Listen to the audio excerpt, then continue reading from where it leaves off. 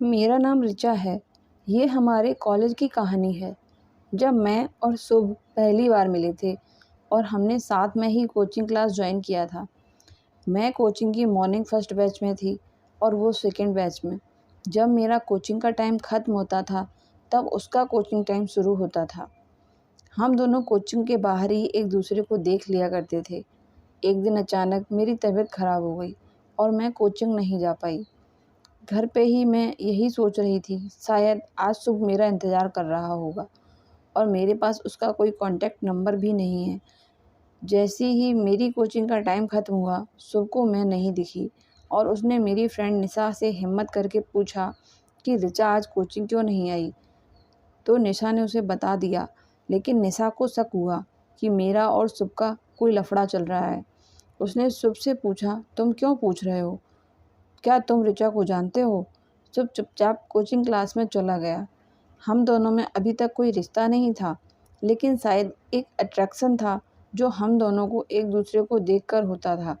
निशा हमारे घर आई और उसने मुझसे कोचिंग की सारी बात बताई और मुझसे ज़िद करके पूछने लगी कि हम दोनों के बीच क्या चल रहा है। फिर मैंने उसको समझाया कि हमारे बीच ऐसा कुछ भी नहीं है, बस हम दोनों ने सिर्फ़ एक दूसरे को देखा है। आज तक हमारी बात तक नहीं हुई। मुझे तो खुद यकीन नहीं हो रहा है कि शुभ ने तुमसे मेरे बारे में पूछा। मेरी बातों पर निशा को बिल्कुल यकीन नहीं हो रहा था। फिर दूसरे दिन मैं कोचिंग गई और शुभ ने मुझे देखा। उसकी खुशी का ठिकाना ना रहा। उसको देखकर ऐसा लग रहा था जैसे उसे कोई खजाना मिल गया हो। फिर हमारी हाय हेलो से शुरू दोस्ती कब बेस्ट फ्रेंड में बदल गई, पता ही नहीं चला। हमारी इस दोस्ती को आगे बढ़ाया हमारे इंस्टीट्यूट के पिकनिक टूर ने। टूर में मैंने ज़्यादातर समय उसका हाथ थामे रखा। हमारी दोस्ती देखकर बैचमेट्स और सर को लगा कि मेरा शुभ का कोई चक्कर है। जब हमें यह भनक लगी कि सब हमें गर्लफ्रेंड बॉयफ्रेंड समझते हैं, तो हम लोग कपल होने की एक्टिंग करने लगे, लोगों को बेवकूफ़ बनाने लगे, जबकि हमारे बीच सब कुछ भी नहीं था। हम बहुत अच्छे दोस्त थे और ये बात मैंने वहाँ के सर को बता दी थी।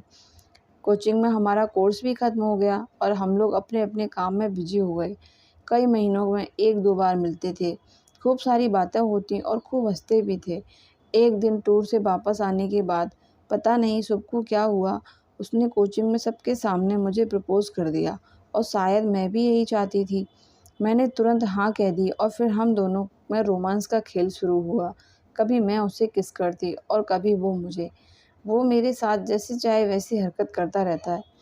वो मुझ पर अपना अधिकार समझता है। उसका छेड़ने का अंदाज़ मुझे बहुत पसंद है। अब मैं और मेरा वो ख़ास दोस्त शुभ रिलेशनशिप में एक साथ हैं और हमने मान लिया कि शायद हम एक दूसरे के लिए ही बने हैं। आज जब भी कभी पुरानी बातों को याद करते हैं तो बहुत हँसी आती है। हम कोचिंग में लोगों को बेवकूफ़ बनाने के लिए झूठी एक्टिंग करते थे। वो आज सच हो गई। अब हमारी बॉन्डिंग लोगों को काफ़ी पसंद आती है। आज भी पहली मुलाकात याद आती है तो होंठों पर मुस्कुराहट आ जाती है। उन दिनों को याद करके हम आज भी एक दूसरे को छेड़ते रहते हैं। तो दोस्तों, ये कहानी यहीं पर ख़त्म होती है। अगर आपको ये कहानी पसंद आई हो तो मेरे चैनल को सब्सक्राइब करें और वीडियो को लाइक करना ना भूलें।